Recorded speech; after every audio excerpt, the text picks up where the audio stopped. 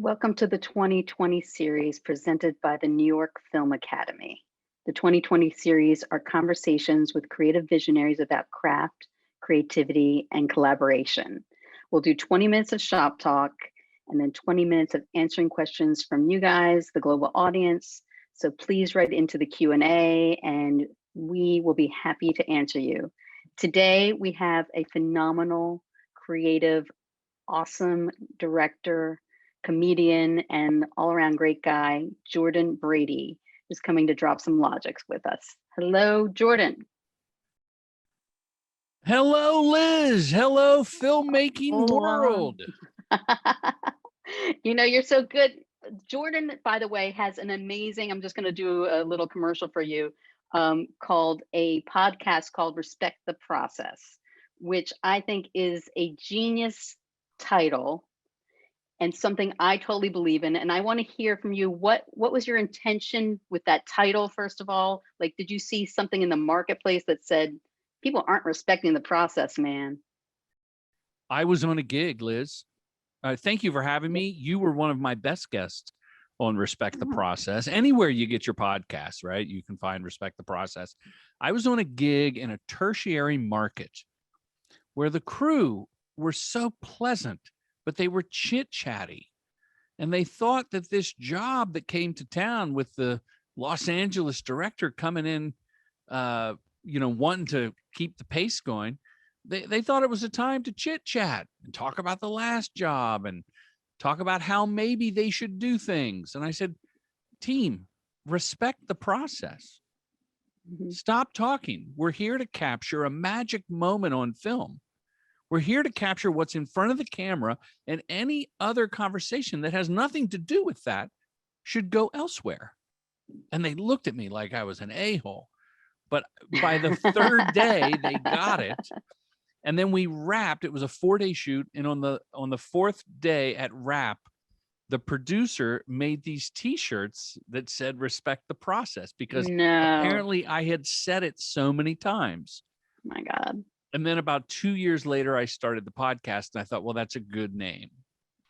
It's a great name. It's totally memorable. And also, you know, what's interesting, you would think, I mean, commercials are so prevalent and predominant globally that there'd be more information just in the world about making commercials. Like there are, you know, now like it's so transparent, the filmmaking process, and there's a zillion YouTube videos on everything, although you should go to NYFA and learn it properly.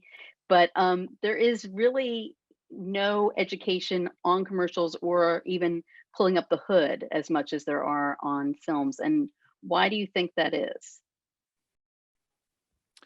I don't know. Maybe a lot of people don't aspire to make commercials. I think it's an afterthought, or some people may see it as a filmmaker's graveyard. Some people may see it as a quick stepping stone, or mistakenly they think, Liz, that it's something you do in between your movies, which you can. If you have a hit movie, yes, right? You cherry pick commercials, maybe. But I think people don't, it's not like a vocation that people set out to do. And what for you, like before, made you super excited about, like, not that you only do commercials, but being a commercial director, and what makes you excited now, having done lots of them? First of all, I mean, it's my bread and butter. I am a commercial director. I haven't done a narrative feature in, 20 years, it seems. Yeah, 20, almost 20 years.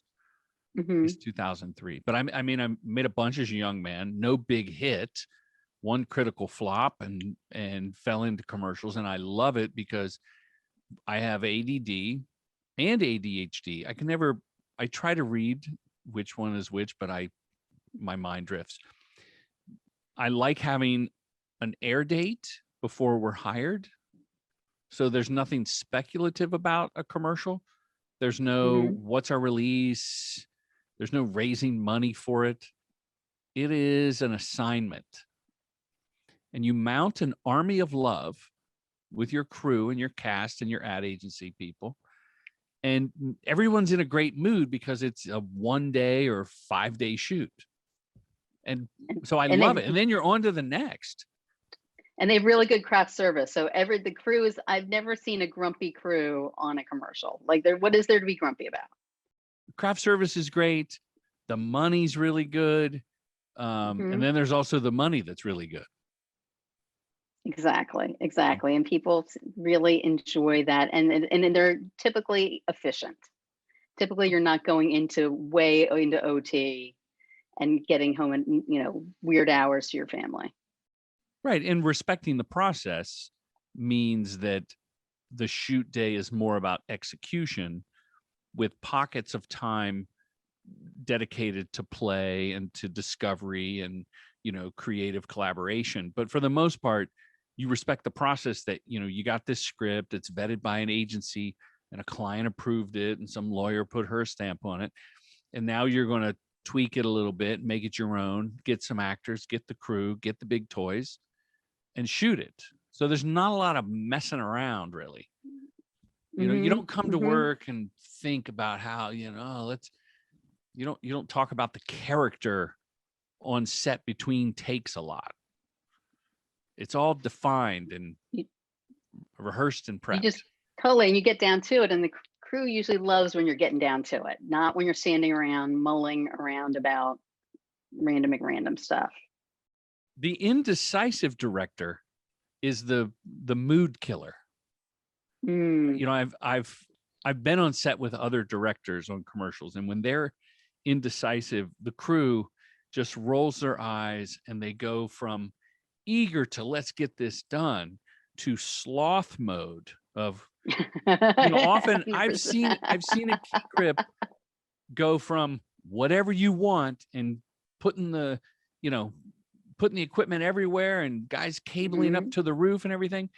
And I've seen the same people with an indecisive filmmaker go, I've heard on the radio, is just everybody sit tight like 5 minutes, see if he changes his mind. Now those 5 minutes are going to add up to an hour. 100%. It's funny. Because I DP direct, and I remember doing something in New York where I was DP directing, and I was on the dolly, and I was stepping off the dolly, and magically a stool appeared. I was like, oh, the crew likes me. Things are working out well here today. And so what do you tell directors that are, if you're indecisive or if you don't know the right answer, from your history and experience, what should a director do at that point? Just commit to something. And if you go down the wrong path, like, it's okay to be wrong, but if you set the party train in motion to go there, you better really have a good reason to stop. Like, it's almost better to go ahead and shoot a take because your instinct said this is the shot. Right. Like, everybody's moving everything. The other thing I tell people is that slower is the new faster. Because when people get in a frenzy, first of all, it's dangerous, right? People run around trying to get a shot. If you just methodically go, stick to the plan, you'll get all your shots. Right. Often someone will say, maybe it's, a DP, they'll say, hey, we're right here. Do you want to just turn around and get this shot while we're right here? Well, if that makes sense, but I have to consider or ask the AD if she's prepared for that, because is wardrobe ready? Is makeup ready with the fake man bun they're going to put on and the dashiki or whatever they're going to wear? Like, just because it's easy to swing the camera there doesn't mean all the other departments are ready to call the audible on set. 100%. That can also be a kiss of death, because you might just do this offhanded little insert thing that suddenly goes into like an hour of shooting or an hour of moving things around because it's not right, and then you're missing the point. My question for you is, because I feel like especially commercials, they want you to bring your stardust. They want you to take it from a two-dimensional, what we call boards, which are or however you get the script, to make it a three-dimensional. Working with some this morning. Look at him in action. What do you consider the Jordan Brady stardust that you like to sprinkle? Oh my goodness. Certainly not humility. I kid. I like to think that I bring a deft hand with comedy performance, which is based on setting a vibe. And I have this conversation a lot with filmmakers. I believe that if the set is fun, it doesn't mean we have to be like putting pies in everyone's face or, whoopee cushions on the director's chair. It's just if it's a fun vibe and there's a joie de vivre on set, that then the actors feel it and you make the actors feel good and you're including the agency that hired you and keeping the client in the loop and everybody's on the same team, that magic on set will somehow sprinkle its magic dust into the performance, which will then be captured on film. That everybody's feeling it. Everybody's, I love, like at the start of a day, I always tell the video village, that's where the client and agency sit on a commercial and they watch a monitor. And I believe this. I say the first 3 or 4 takes may suck. And you guys are like, this is terrible. And I'll be at my monitor going, this is terrible. And then that 4th or 5th take, it'll click. And then take 6 is even better. And then it starts to get old. The sweet spot is 4 to 6. Sometimes the actors get it right out the gate. You get magic. So I think that's what I bring is like a controlled, fun, light set with distinct leadership. And it's like, I mean, this sounds terrible, but it's like being a benevolent dictator. You're nice, you hear ideas. And by the way, just to put it out there, I believe that as commercial directors, we are the midwife for the agency and client. It is not the auteur theory. So when I sound like I'm just full of myself, I do keep it in perspective that I'm bringing someone else's script to life so I can sell Pepto-Bismol. This is not my opus, but it gets all the love, right? It gets all the love of your opus. 100%. And I think just to finish that off is with your love and joie de vivre and stuff. And so then you have maybe a new client or a new agency you haven't worked with, and their ideas they're coming at are like at the 50% range. So they're like, how about we try it? Especially I don't do comedy, but I assume on comedy, people think they know what is funny and throw in bits at times. Sometimes, usually not. The clients don't usually throw in bits. The clients had the good sense to hire an ad agency.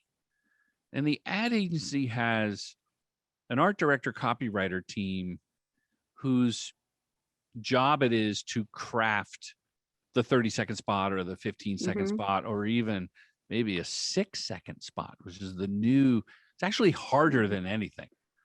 Oh my God. Right? The 6 second is the new 30. The 6 second is the new 30. The 6 second is like doing calligraphy. You have to just really just get the essence of everything in 3 shots, maybe 4. But your question was, do they throw out? I don't think that the clients are throwing out funny jokes. The agency will come up with funny lines, and they're usually pretty good because, the copywriter, that's her gig, right? Is coming up with jokes. Right. I come to the set with jokes, but I usually keep them either like I'll write them on my hand or I'll have them on my phone in the notes, and I'll just act like I'm making it up on the spot.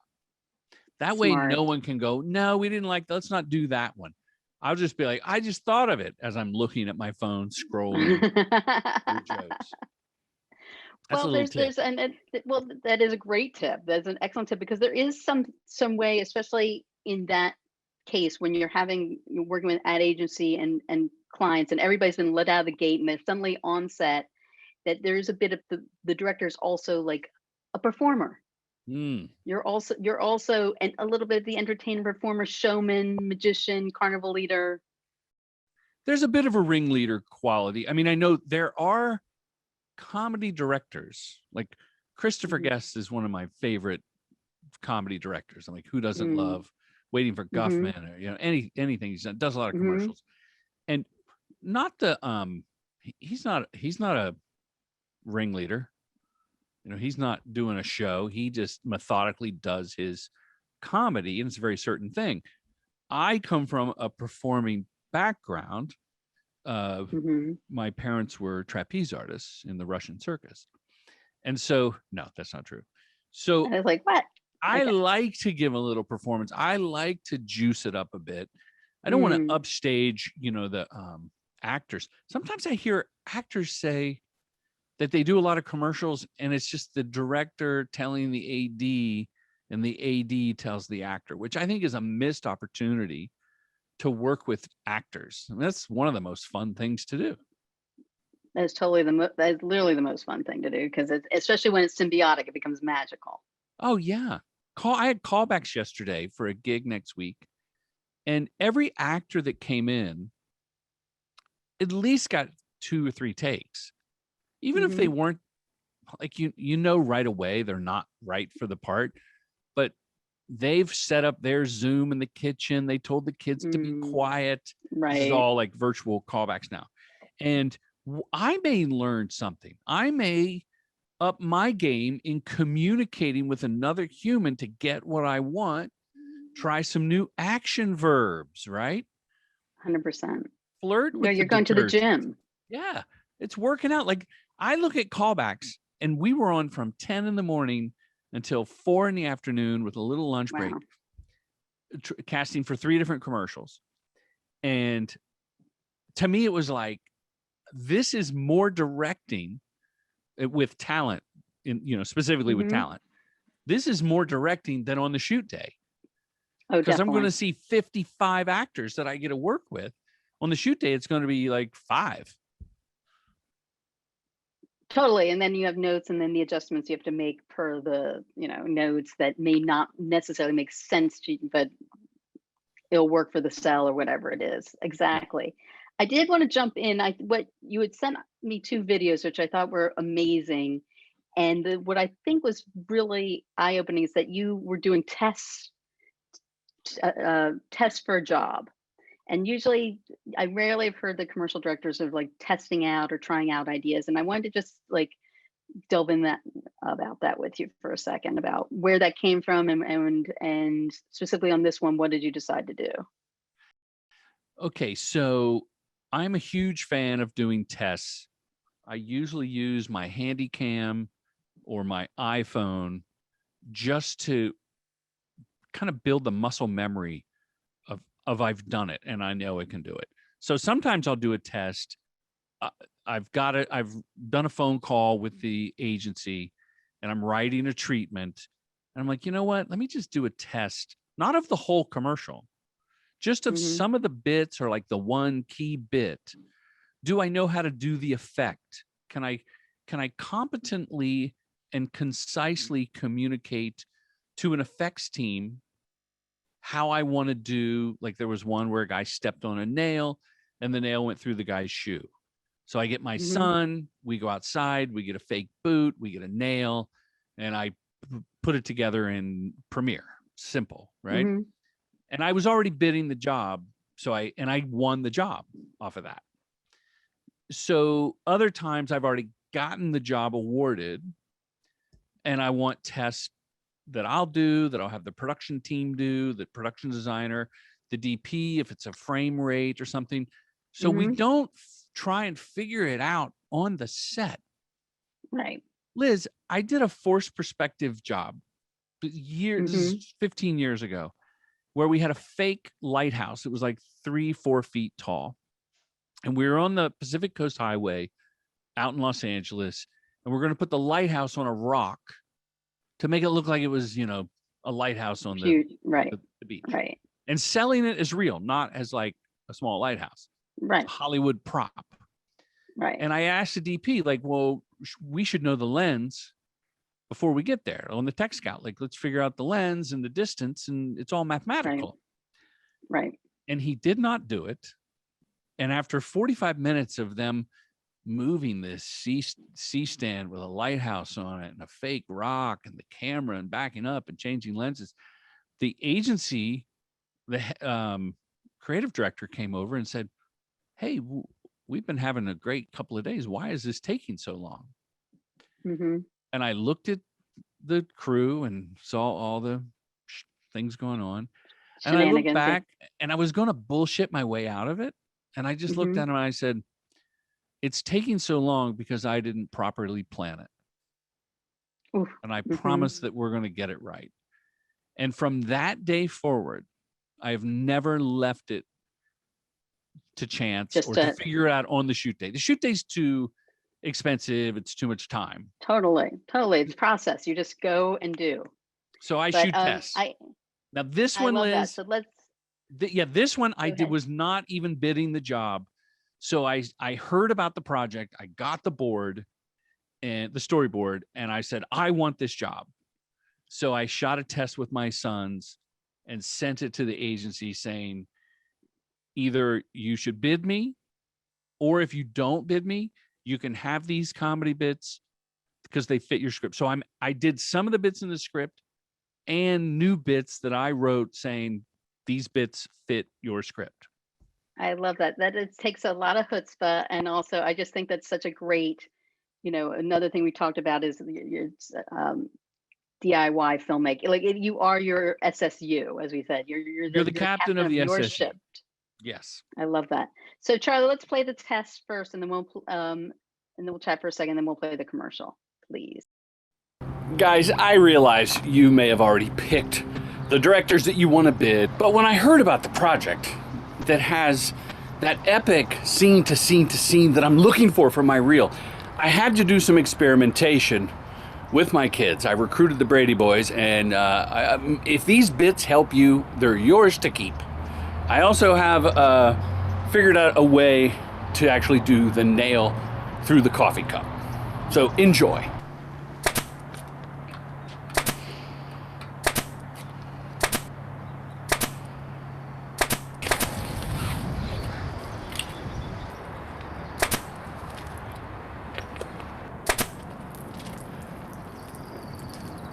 Cut. Okay. So that was the so test. Jordan, the nail through the coffee cup. I would like to know how you did it. So simple. The first brother is my son Ben with the nail gun. It's not even connected to an air hose. There are no nails, but I put a little nail in post, so you get a flash of it shooting. There's no nail in the bike. The tires were already flat as I rolled into frame. And then the coffee cup, there's a screwdriver through the cup. Then Jake is holding the coffee cup. Ben is standing camera right. Okay. So Ben with his left hand pours chocolate milk into the coffee cup. When I say action, he pulls the screwdriver out, and the chocolate milk cascades out the two holes. So then I just mask out the younger son so that the older son is left holding. And once he backs out of frame, Jake can move the cup and look at it. Right, and act with it. But the client, in their ultimate wisdom, decided it was too dangerous looking. The coffee cup bit, that they didn't want anyone trying it. So the coffee cup, and same with the cat poster, like the Lost Dog poster, that's just a nail in post. I didn't really fire a nail. Right. But the bike bit made it into the spot. I love it. And so was the bike bit in the script that you got originally? No, all fantastic. The only bits that were in the script were the coffee cup. Got it. So Charlie, let's play the final spot, please.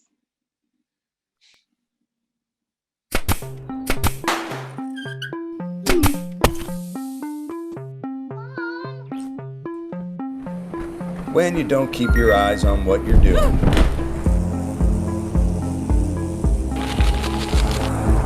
It can be downright dangerous to you and others, especially when you're behind the wheel. Put your phone down. Heads up, Texas. There you go. Very nice. So I always loved like the woman who was jogging and then fell over. How do you do that one? There's just pads under the it's not even, I don't even think it was on. Right. She just looks Right. like she's jogging and then falls down. Yeah. And the syrup, the mom pouring the syrup is an homage to Young Frankenstein, a Mel Brooks film with Gene Wilder, where Gene Hackman played a blind guy serving Frankenstein's monster hot soup. So he was blind in doing this. And I've always loved that movie. And I thought, well, it'd be funny if the mom is just on her phone pouring syrup everywhere. Adorable. I love it. Oh, thank you. So we got a bunch of questions here. I'm going to just throw them out. Giovanni asks, good question. What are the main challenges you face in this profession? The main challenge in being a commercial director is communicating your vision over and over and over again and trying to stay the course, because everyone has an interpretation. And I've seen directors, I used to have I had a production company for 10 years. So I signed directors to our roster, and I would visit the set, or I would mentor, some women and men coming up, and they would get frustrated. Like, why would they show me that choice as wardrobe? And it's like, well, people aren't mind readers. Right. So I have to remind myself, communicate. And it's taste. It comes down to your taste. So that to me is the hardest thing. And then like time management is tough. That's another thing. But the craft of filmmaking is not the challenge, because that's the joy, right? That's the chore, is figuring it out, or hiring the best technician. Like if you're going to shoot slow motion, do a test, or go to the camera house and say, can you have a phantom and shoot liquid falling, so you know what, and do different frame rates. I mean, this and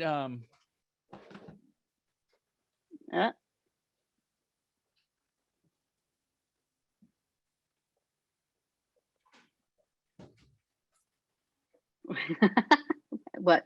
The phone and this.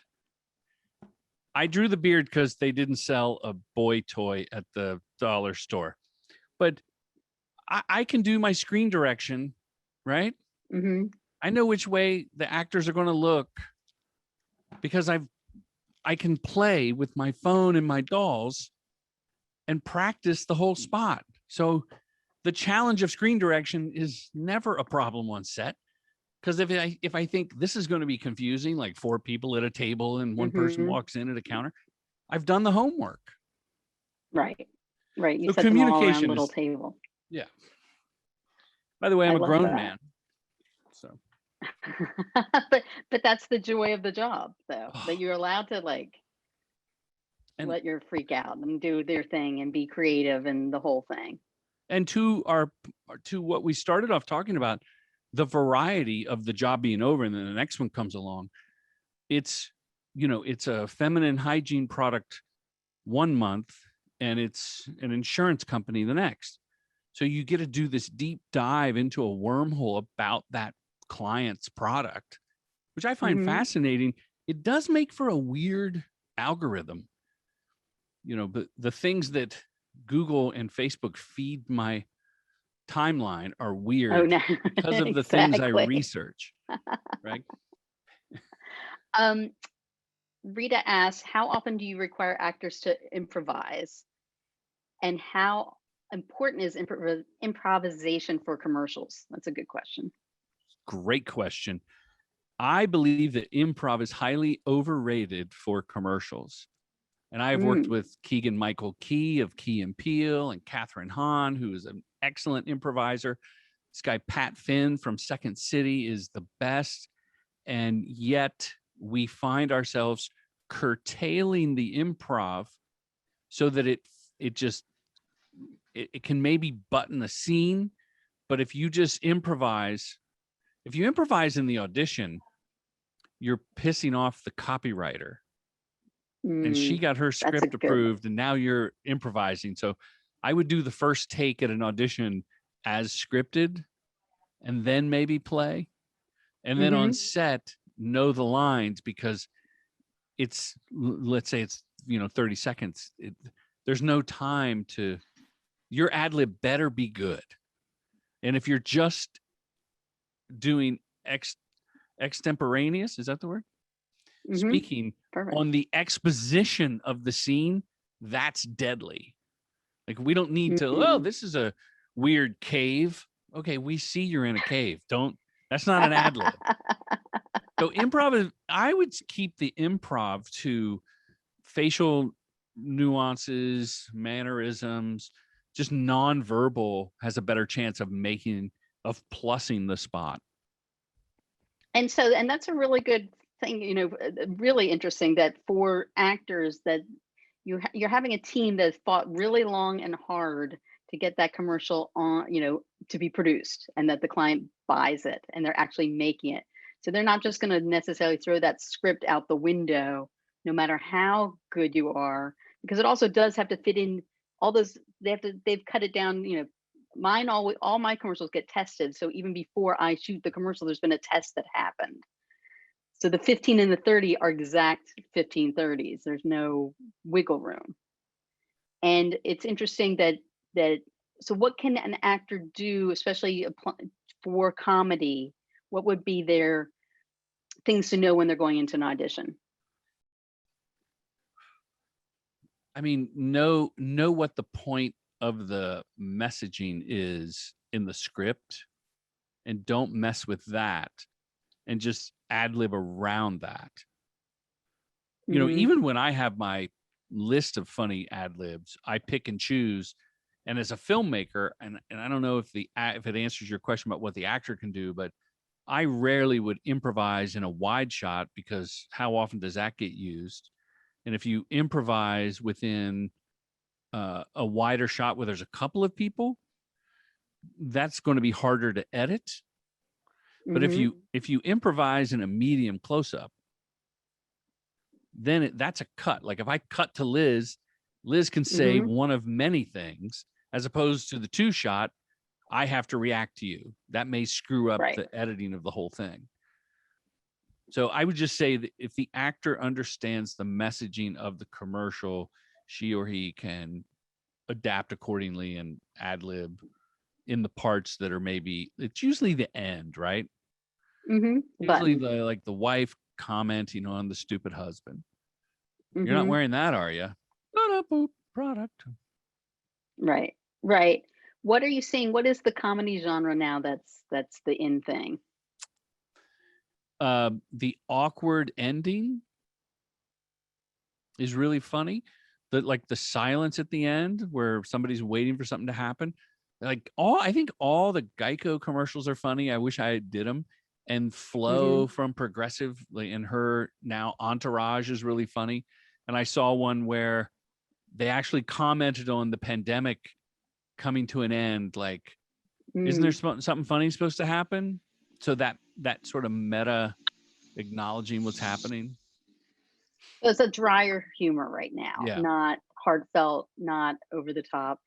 And it was interesting during pandemic. This is sort of a side note. I'm sure you saw, just to see how so many companies were trying to pivot if they were putting out messaging, like what to do.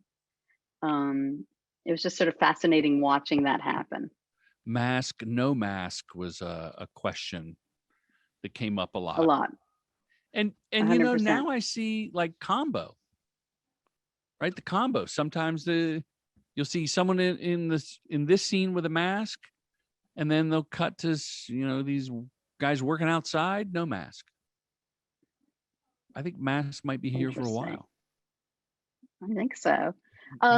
Jamie asks, how much time do you need to be prepared before the shoot date? What's your prep process? Got the job. Yeah. Then what? Sometimes there's too much.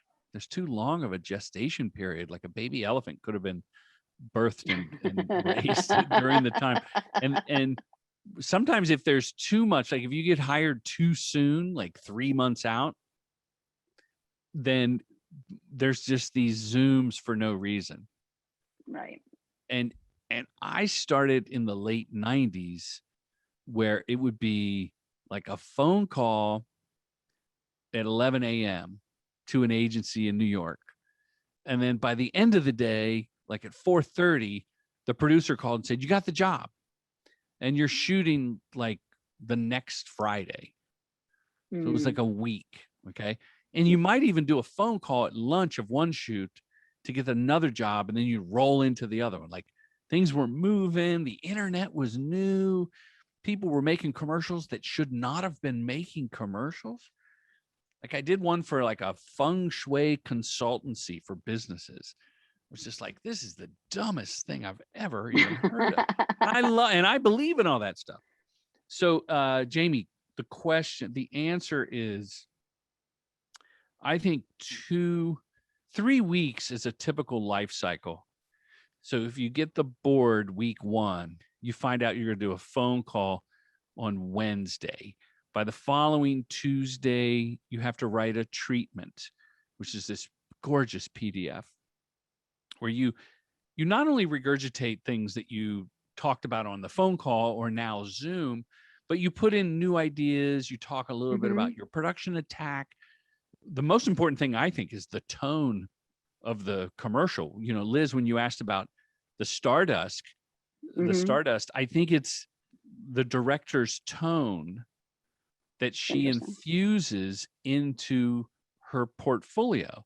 Like you want to look at a director's work and see some common thread. So you have to write to that, which is, I think, the hardest thing and the least, like your writing skills, unfortunately, now come into play with the treatment. So then week 2, you find out you get the job because you've bid with your producer.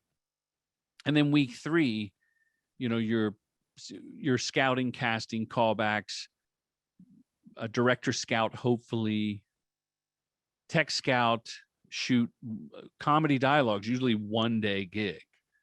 Right. You know, sometimes 2.